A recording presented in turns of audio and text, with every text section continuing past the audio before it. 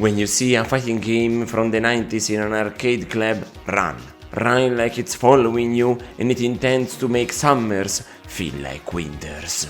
Because if you get hooked like me on one, you're gonna bust your ends for days trying to proudly act like you can finish all characters on level 4.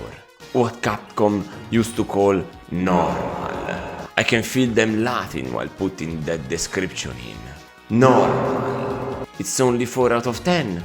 Gamers will be fine and we will be rich. Well, I'm only Araknie and this is Super Street Fighter 2, the new challengers. Upon trying a variety of fighting games, I decided to play this one for review. I probably should have picked Turbo, but the fast speed doesn't gel with me. Or should I say, I felt like I was having a heart attack, getting old Sack's gigantic Zangief balls, being almost 40 and all. Now, that's a choke point. I've just slowly but surely started to play and review fighting games from the 90s with Red Earth, and took me this long to commit to another one. And this is the Street Fighter 2 version I choose. Anniversary Edition is not from the 90s, and let's not even consider Ultra. Original Street Fighter 2 feels bare bones these days, and I can't shake the feeling. Hyper Fighting is turbo but played even faster. It makes me feel like I've always been dead.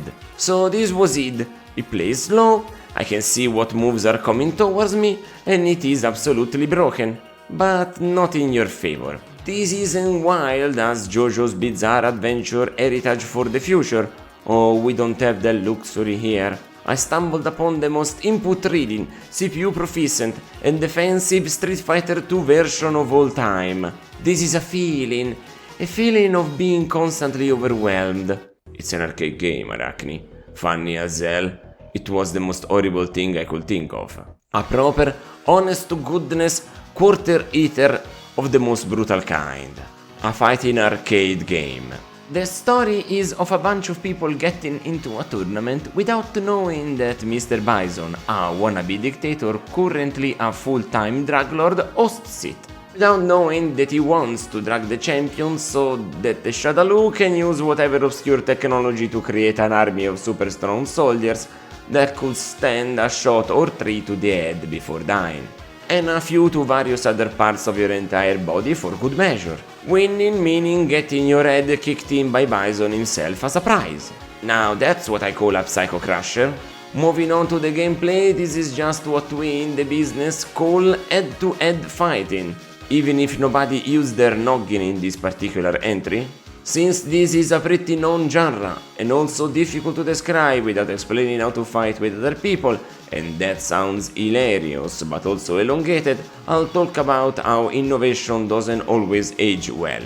People play this kind of game against each other, but a good reviewer considers, just like for Red Earth, how good it is to play against the CPU, and in this game in particular without changing the difficulty, how good it is on normal, also known as 4.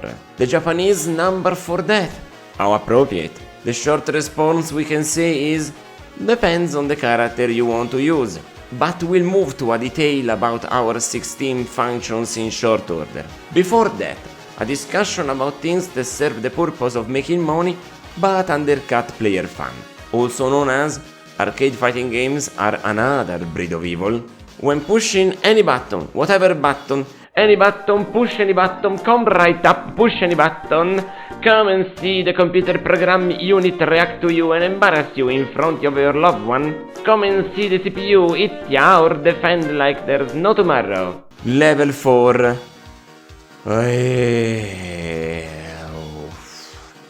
Normal. It takes about $20 for me to complete a ladder with most characters, 10 if I found one that I'm particularly good at. Lowering the difficulty to 1 makes the game go into easiest mode. They become more defensive and attack less. That sounds good, but they also spam projectiles a whole lot if they have them. And if not, then they do just their heaviest attacks and spam the one special chose for that round. Vary it for every battle like it loads a different CPU. So yeah, you'd better be stuck with level 4. Normal. Actually insane, but harder makes you better. Makes some sort of sense. They spam specials and projectiles all the same, this time around defending much less and attacking more. You get good at attacking and trying to anticipate when the computer attacks too, so you get your hit in first, and if you remember and you're good enough, maybe a full combo of them. But I play fighting with people, and they don't play like this. Real people jump more, dodge more, attack more. No combos better. Zone you with projectiles if they see that you are shit at closing the distance, but they don't defend all the time. Not unless they feel like they are cornered or are extremely low on health and are trying a comeback. That's just how the human brain works. Go big when you're strong and retreat when you're weak. You can see any person playing games on the internet this way. Pick any game with a health bar from any era. Dark Souls, Devil May Cry, Final Fantasy, Star Fox. What happens when you see a person playing any of these games? Exactly what I said above. No questions asked. Then there's the problem about hitboxes and hurtboxes. You might have heard about the first, but maybe you don't really know what the second means. It's important in fighting games, especially in competitive ones like Super Street Fighter 2, the new challengers. Well, hurtboxes is the range you have to hit. It should cover your sprite, but it's kinda broken in this game.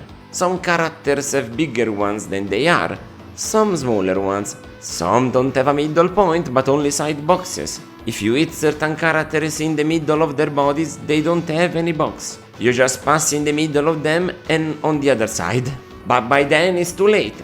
Your attack animation is over and therefore you don't do any damage. That's another fault. You don't make a fighting game where some parts of the characters' bodies can't be hit, but sometimes it's also because the point of your knuckled hand is incapable of hitting. You need to be 10 to 15 centimeters deep somebody's meat to do any damage. That's fine and dandy, but it doesn't make a fighting game all that particularly good. By the way, you can find all these issues between all versions of Street Fighter 2, but also on Mortal Kombat. Certainly at least starting from the ones released between 1992 and 1995. The Marvel fighting games start this way too, and then finally gained their own identity when they decided to finally go after Capcom. Somebody needed to teach these penny pinchers a lesson. I don't think I'm saying anything revolutionary, but this is the plain reality to me and my playstyle. The Sega Saturn release of Street Fighter Alpha 2 is the first time fighting games became acceptable. Also known as Gold, and it certainly seemed like it struck it. Having to release something that couldn't make constant money makes you beloved. Turns out packing a game with single player features makes people who play video games happy. When you pay $60 for it, you expect a lot from it. Me, even as a small child, I thought that video games had to be an art form. It couldn't be easy and certainly thoughtless to be making something. Multiple people that, for privacy reasons I can't mention, put into my brain that notion. Music is an art form, great drawing is an art form, and gameplay that makes you say, 5 more minutes, mom, can't be nothing short of an art form. And therefore now why my reviews value gameplay as most of anything. Gameplay is an art form, that's how I operate. At least until people decided that upsetting horse armor was harmless. It was the beginning of the end. DLC, microtransactions, always online procedures, and many other of the capitalistic practices that make you hate even trying. Do you even own your digital purchases? Ugh, I don't even wanna think about it. Art in gaming now is not from most big studios anymore, aside from the odd lucky greenlit project that releases here and there. Indies carry that torch these days, and even then, not always. But when I see this, I see art. I might not like the fact that it cheats me, but it is certainly 100% art. Now, this is the first Street Fighter game we got on this channel, so let me present the roster to you. In the order that I played them as, I'll just reveal right now that I left the new challengers for last.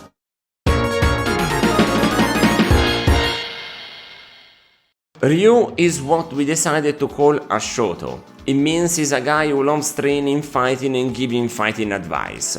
Possibly while wearing a gi. Thinking he's a karateka while also shooting Hadoukens at you. That's not very honorable of you. How dare you throw at me some literal blue balls? It also goes for the entire screen. It's quite broken. Aside from that, he's got the Shoryuken. It's a punch that goes very high up in the sky. Great counter to people jumping on you. The Araknie kick is a rotating leg that sweeps a lot of the screen. His movement is pretty alright. Not quite fast, but certainly agile. A very viable character to play as, great for beginners. Edmund Honda is a sumo fighter that plays a bit more aggressive than most you've seen on TV. That seemed aggressive enough, but here we got more. The 100 hand slap is a spun move that allows you to throw just a bunch of hands. Not a great move, nothing spammy is great, but it sure is a fun one when you manage to time it to an enemy in a corner. The sumo headbutt is a quick and easily self-explanatory move. It requires a bit of a charge up, so try it when you're away from the enemy only. Sumo smash is a jump and butt slam on the ground. Don't know how it relates to sumo, but it looks hilarious. This character is cracked and broken. Doing a ladder with him is extremely easy because he doesn't get easily thrown off balance. So him being slow doesn't count for much. Blanca is a mysterious creature, apparently originally a human boy. Something happened to him when the plane crashed when he was a child. His electricity discharge is another spammy move, but a little bit less satisfying. You have to be touched while you're pretending to be a light bulb in those few seconds, so it relies on you standing still. I don't think being mobile in one place is good fighting gameplay. Then you only get a rolling attack. It's basically a move that rolls around and the direction is decided by the movement of your joystick. There's a bunch of variations to this, but it's just the same move. I just don't like his movement and is one of the ones with a broken hitbox and earthbox. Can't ever understand where I'm supposed to land. Pretty terrible overall. Guile is my least favorite character in this version and is okay in the original. I don't know what they did to you, but every move feels like it's on a delay and it takes ages to connect. Sonic Boom is another Hadouken, so that's not so impressive. Or you're left with is the Flash Kick, which is another move on a timer and it has to be exactly 2 seconds. All the ones that require time go for 2 seconds, but it's not like the others are so slow to you. It doesn't have anything else. It feels slow, well, it seems overly animated. It has a long wind-up, and that gives the enemy a long window of opportunity to attack, without you being able to defend, of course.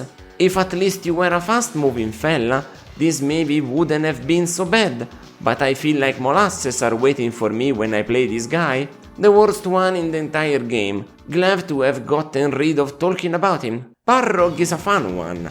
First of all, he is a boxing champion, so what they did with him? The best choice. All of his 6-button inputs are punches. He never uses the legs. That's inspired. Many other developers wouldn't have the balls to do this. Unfortunately, the turn punch is another 2-second time move. It would be fun to turn and charge a move, but this ain't a casual thing like Dragon Ball Z Budokai. I ain't got the time to charge anything. They charge me instead. Shoulder butt and dash punch work the same way. You can tell this is early days of fighting games, they're just experimenting. Final punch is a more fun trick since you can push all 3 kick or punch buttons at the same time and then just release. It works with any timing, but the more you manage to keep it pressed without getting it, the more damage you do. Up to a point, of course. It's pretty good while also being slow, but with a strong balance, the only thing you need to think about protecting is your legs. Not too much to require from a newbie. Ken is basically a copycat of Ryu. It controls a bit faster. It has a strong Shoryuken compared to Ryu, but a weaker Hadouken to compensate. But they're honestly one and the same. I can't tell the difference. Waste of a slot. Chun-Li is a fun and fast character that's a bit weak on defense, but has a good dodge. The lightning kick is another spam move like Honda, but instead of the hand, you use the leg. It's fun, but not when the computer uses it. At least it seems like they have programmed this game to like projectiles more than spam moves. Fortunately, and you can jump and duck those. The whirlwind kick is an upside down hurricane kick, but aside from a different visual, it has the same hitbox height. The Kyoken is a fireball discharge, but it doesn't travel the entire screen and it's a bit slower. I mean, she's already got a lot, gotta have a weaker move. Another great character for newbies. Zangief is a slow character that you expect to be bad like Guile, but he has a few overpowered moves that makes him really fun to play. They don't call him Zangief for nothing. The spinning clothesline is super easy and satisfying to perform. Just need to push 2 punch buttons while not pressing any directional one. You spin yourself and hit anybody standing up. Only if they attack your legs you're fucked. Double spinning lariat is the same move but twice the number of hits, done with 2 kick button presses. Spinning pile diver is a grab, and I usually don't talk about grabs in Street Fighter since they're not part of the main gameplay style, but this one is worth it. You need to also spin the joystick instead of just grabbing to make it work. It goes so high up and comes back down, it removes a little more than half a full bar of health. Every time I got grabbed by him, I had a massive fear it was gonna be this move. There is also another couple of grabs that work similarly with different button presses, but I'm not interested in repeating myself. So when playing him against the CPU, you have the damage output of an almost literal war tank. The problem stands when encountering a level 4 normal Zangief. I don't know why, but if you get him in your ladder, you're gonna be stuck against him with almost any character. I think they broke his code or something. He's the only one that's a bad matchup for anybody. There is one bad matchup already for anybody, but they're randomized so they might not show up. But if they do, you might get 2 in a single ladder. It can make a ladder last 2 hours. That's $40. Honestly, it's just bad programming. The defense, the reaction time. There's a few other times where you'll notice the characters manage to skip many animations to defend themselves from your attacks, but is out of control. It also has an enormous grab range. It has this wide a range, and all that he needs to do is make one step forward and grab and they reach you. Great and terrible at the same time. Dalsim is just bad instead. Aside from being slow and having a long ass animation even when throwing those arms out, trying to play as him without spamming a few moves is basically impossible. One of those is Yoga Fire, another fire projectile, yay! Yoga Flame instead is a standing flame attack, something new that's not a grab for once. You just shoot fire and it stands on one spot for a little bit. There's also Yoga Teleport, a very not useful move because you flicker in and out before fully teleporting so people can just tell where you are and kill you as soon as you arrive. Cool idea, said nobody ever. Keep your teleports in bad fighting game series like Mortal Kombat. Both him and Guile are so bad that even in CPU difficulty 4 normal, they're gonna be quite easy to defeat. Badly programmed but on the other side of the graph. Saga is a really fun and fast character that has good physical and great projectiles. Tiger Uppercut is a shoryuken with extra steps for good reason since it has more forward range and it's quite a bit more powerful. Tiger Knee is one of the few moves in the entire game that allows you to start from the crouching position and allows you to jump and hit with your knee while flying in the air. Tiger, the shot isn't aired, is another Hadouken-like projectile, not really worth discussing. The only difference is the fact that you can do it both while standing and crouched. So you have 2 different positions for it. Great character, fun all around, probably my favorite. I just like his old vibes. Vega is a fun asshole, difficult to beat sometimes, but when you get in the groove it can be beat. He suffers standing in the corners, so if you get him stuck there, is no problem. His claw dive is a bit different. Now he climbs the sides of the cage instead of anywhere on it like in the original to make it less overpowered since he's a playable character. So if you manage to get to the opposite side of the screen fast, it will not be as bad. Also, it's a time 2 seconds move. So while not making much of it yourself, it's not something that will hit you as often as in the original game. The wall leap is another one like the previous, still on a timer, but this time around you grab people in the air and perform a German suplex. Crow roll and claw thrust are defensive claw attacks, still timed. So as you can see, it's fun to do normals with this character, but the CPU isn't too bad since it has to respect some timing too. even with the cheating programming. Bison would be a great character if every single movie can perform didn't have that 2-second wind-up. God, they loved that terrible idea in this game and gave it to everybody. It deflated me completely at this point. Getting to character number 12 when I was playing, and all my starting enthusiasm had been almost completely removed. Nostalgia is a hell of a drug. They're all hard to pull off because of that. As I said earlier, you can sit still for 2 seconds when the enemies jump you in 1 or less. Psycho Crusher, Scissor Kick, Head Stomp and Flying Psycho Fist have all the same sequence of hits, just changing the inputs. That said, it's not bad to play as you might expect. You can still have quite a bit of fun with him. For myself, it was a middling guy, kind of a naughty burger. I don't hate him, I don't love him. Now, here come the new challengers. Unfortunately, I don't think too highly of them. Thunderhawk is kind of a Zangief clone in all but his specials. I mean, at least that's something. Pressing all of 3 of the punch buttons while jumping an inch in a direction gives you the hawk. I would call it a spread eagle, but he might not like that. Thunder Strike is like a reverse hawk, but more technical. You get to do a bit of a half-rotating joystick movement from right to left. The Storm Hammer has a different animation, but same effect of the spinning pile diver from Zangief. Yeah, it's a grab. In general, this guy is not that good. Tries to be a bit like the Russian menace, but he doesn't manage to reach his level. Maybe because his code works properly. Could be that. Fei Long was a disappointment. I was excited playing again after a series of boring fighters knowing this was going to be a Bruce Lee homage, but it didn't work out like I wanted. Rekka Ken is a wonderful move that has to be done 3 times with the same input even if each time it yields a different result. The unfortunate part is that if you get blocked on the first jab you get stuck doing it again and again until you get lucky. That never happened to me. This level 4 normal CPU block like crazy all the time.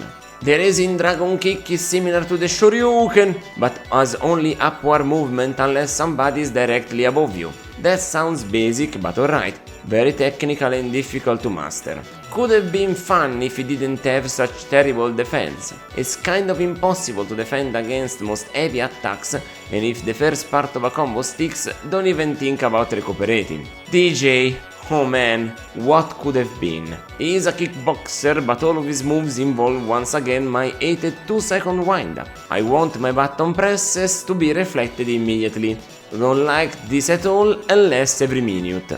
This move sounds great too because Hyper Fist is an uppercut so fast the fighter feels like he got hit 4 times. That's just funny and cool. Max Out is a Sonic Boom copy but less effective. Meh. Double Dread Kick is a 2-kick combo that doesn't necessitate double presses, but it's more of a standard one. Just manage to do the entire string of inputs and you get to hit with a low and a very strong kick in quick succession. Also, his movement and jumping is quite slow. I've watched the movie Kickboxer. Quickness was the point. Poorly presented, Capcom. Lastly, we arrive at Kemi. I had a lot of trouble with her in multiple ways. She seems like a fun character, but she's lower than the CPU makes her look. Her front kick is a gigantically long animation of going up in the sky and then coming back down. There's too many openings to get attacked there. The good attack is the cannon drill. Easy to counter, but if you manage to get an opponent while they're coming down from the air, they're gonna be losing lots of good health. The spinning knuckle is a hard move to do because it's gonna be interrupted basically in any way you can possibly think. The only way to perform it successfully is if you do it while also blocking. Man, that's an ask and a half. Aside from Kemi being so difficult, I don't like her design much. She's called a Bison doll and that's already icky. Plus she has jiggle physics. She wears skimpy clothing. If you have a skin-tight suit like this, there's not gonna be any jiggling. This is just pure sleaze. Also, she has a mysterious past since she's a clone. How long ago was she produced by Bison? 1, 2, 3 years ago? I don't like it. Aside from that, the rest of the designs and the art style are absolutely fantastic. Plenty of arenas have animation too, so it won't get boring anytime soon. Many other problems, but being boring isn't one. There's just so much character, and thanks to the first version War Warrior concept in this third reissue, it starts to shine so nicely. Having 16 characters allows for the game to become a real globe-trotting adventure. All that was missing was Australia and we would have been set. But yeah, the vibrant use of colors and the many blue skies managed to make such a bloody act still plenty fun. Yeah, there's quite a bit of blood here. It's not too much, but it's used for dramatic effect on certain very dramatic attacks during battles, and also on results screen when they taunt each other. Good vibes. Musically is on another level. I firmly believe that nobody would have cared about the game if it wasn't for this soundtrack. But this is just unreachable levels of good. The 8 original warriors get just slight touch-ups and more detail to their iconic melodies. There's some subtle work there that completely respects the original vision by Yoko Shimomura, even if she wasn't anymore a Capcom at this point. The new tracks are all amazing too. Maybe 2 of them are a bit weaker, but come on. What are we talking about? The vibes we get from each country we visit make for such a unique and incredible soundscape. I can't believe what I'm hearing sometimes. I kept playing and playing until the very end because I honestly wanted to keep looking and listening to it. I just consider it from the perspective of 1993, and back then it was played against the CPU spending quarters. That's why I can't give Super Street Fighter 2 the new challengers more than a 6 out of 10. It's just incredibly unfair to a point where it's so randomized and difficult that even doing a 12-player ladder feels like a lot.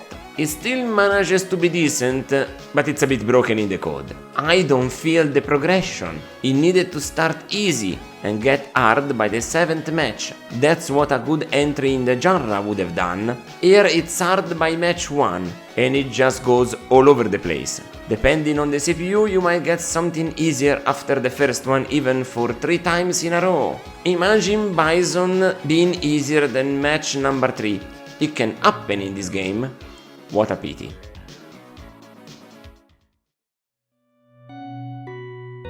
If you wanna see me play the games that I will review plus some extra stuff, catch me on Twitch at Araknie Retro. It's my natural habitat, you see. Until next time, ciao ciao!